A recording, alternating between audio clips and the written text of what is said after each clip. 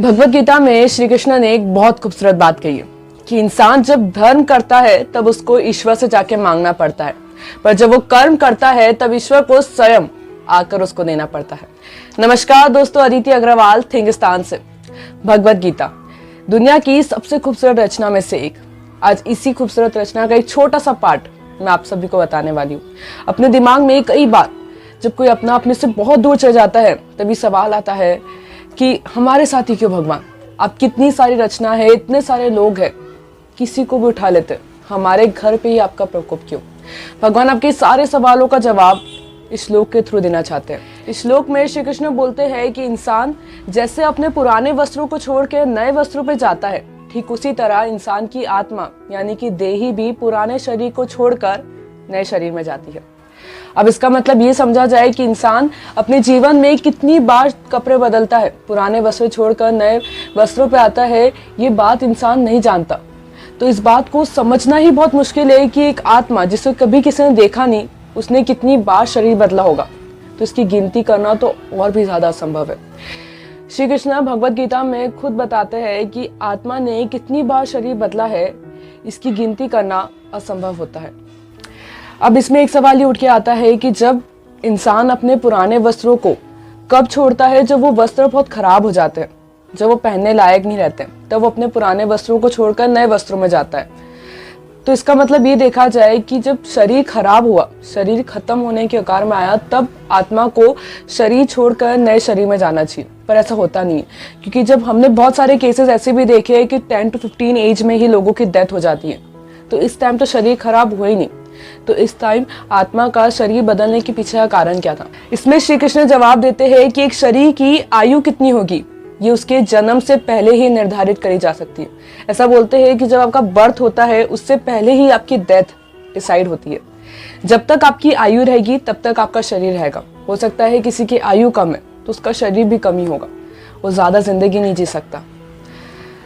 अगर इसको ध्यानपूर्वक सोचा जाए तो जब हम टीन एज को कंप्लीट करते हैं, अपनी 18 की एज को खत्म कर देते हैं, तब हम अपनी लाइफ का बहुत इंपॉर्टेंट फेज, बहुत बड़ी आयु खत्म कर चुके होते हैं।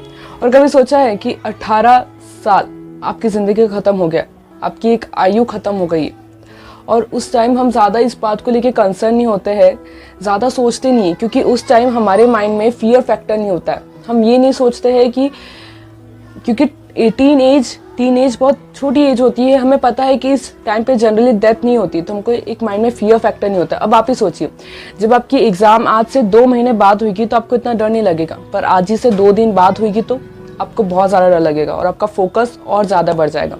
ठीक उसी तरह जब इंसान 40s-50s की एज में पहुंचता है तो वो ज्यादा चैरिटी करने लग जाता है, क्योंकि उसको पता है कि अब उसकी डेथ बहुत पास है।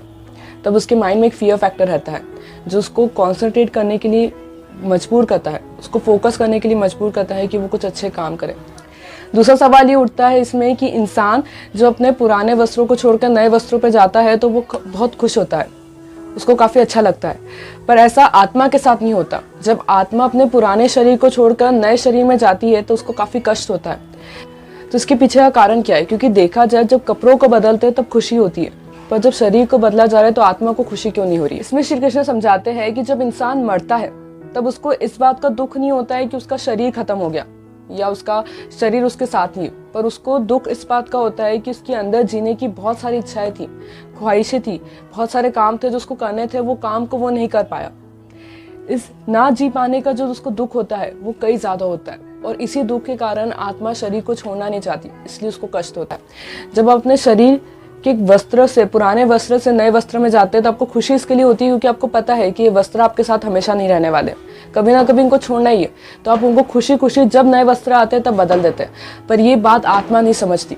आत्मा को लगता है कि शरीर मेरा है, मैंने इसको सुख दिया है, अभी और सुख है जो मुझे इसको देना है, और ये सोच के वो उसके साथ हमेशा रहने का अपने आप में ही भ्रम बना लेती है। और जब ये भ्रम टूटता है तब उसको कष्ट होता है, क्योंकि ये भ्रम टूटना निश्चित है। अब इस श्लोक के आखिरी में श्री कृष्ण भगवान अर्जुन को रीबर्थ का कॉन्सेप्ट समझाते हैं, पुनर्जन्म।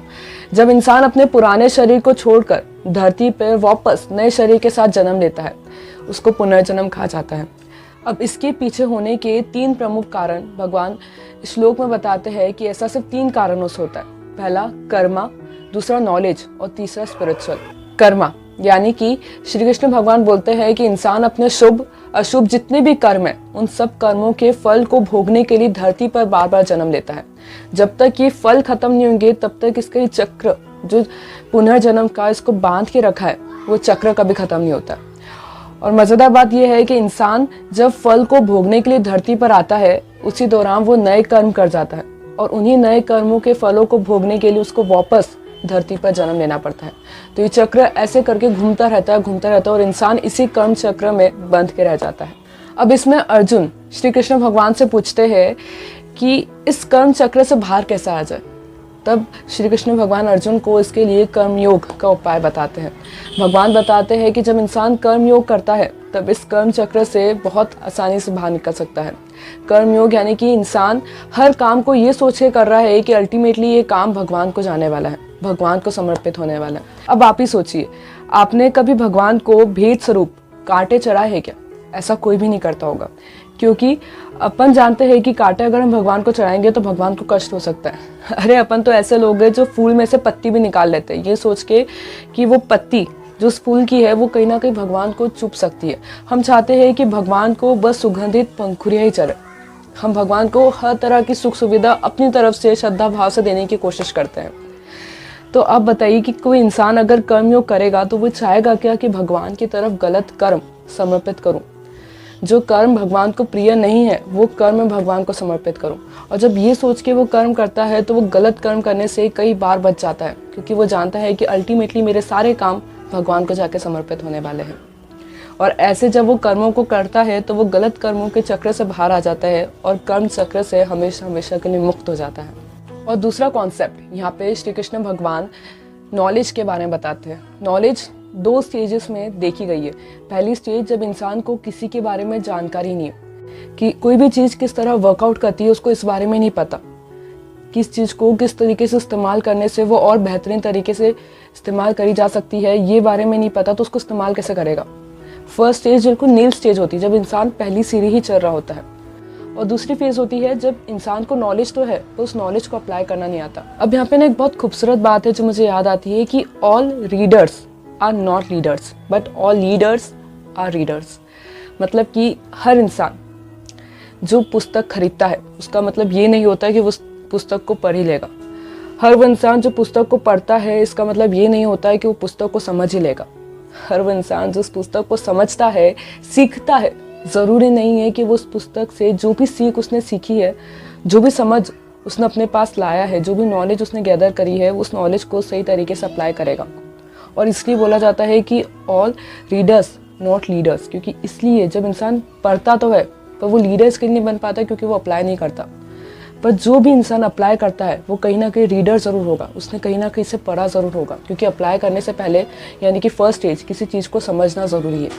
जैसे मैं आपको एग्जांपल देती हूँ, गीता में आगे समझाया जाता है कि खुशियाँ 3 प्रकार की होती हैं, तामसिक, राजसिक और सात्विक। यानी कि तामसिक खुशियाँ वे जो आपको किसी चीज़ में आराम करने से, आलस्य से आपको खुशी मिलती है। दूसरी खुशी होती है राजसिक, इसमें आप मेहनत करते हो, मेहनत इस सोच में करते हो कि आपको ज़्यादा पैसा मिलेगा, ज़्यादा रेपुटेशन मिलेगी, ज़्यादा फेम मिलेगा।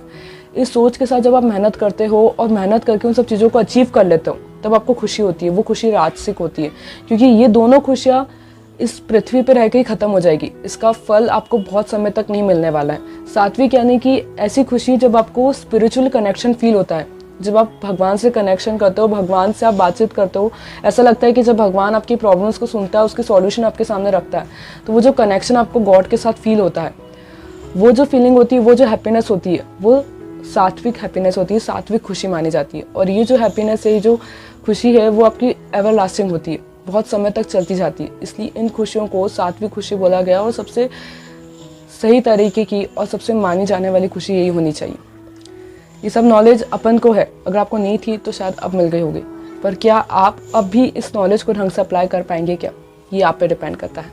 अब आखिरी में श्री कृष्ण भगवान स्पिरिचुअल का कॉन्सेप्ट समझाते हैं। इसमें श्री कृष्ण भगवान अर्जुन से बोलते हैं कि कई बार लोग मेरे खुद के ही संतान होने के बाद मुझसे विमुख हो जाते हैं, मुझसे हमेशा हमेशा के दूर हो जाते हैं, नास्तिक बन जाते हैं। उनका ये स्वभाव रहता है कि भगवान हमारे साथ हमेशा ऐसा ही करता है। भगवान से नाराज मत होइए, दूर मत होइए, क्योंकि भगवान भी कहीं ना कहीं आपका अच्छा ही चाहते हैं।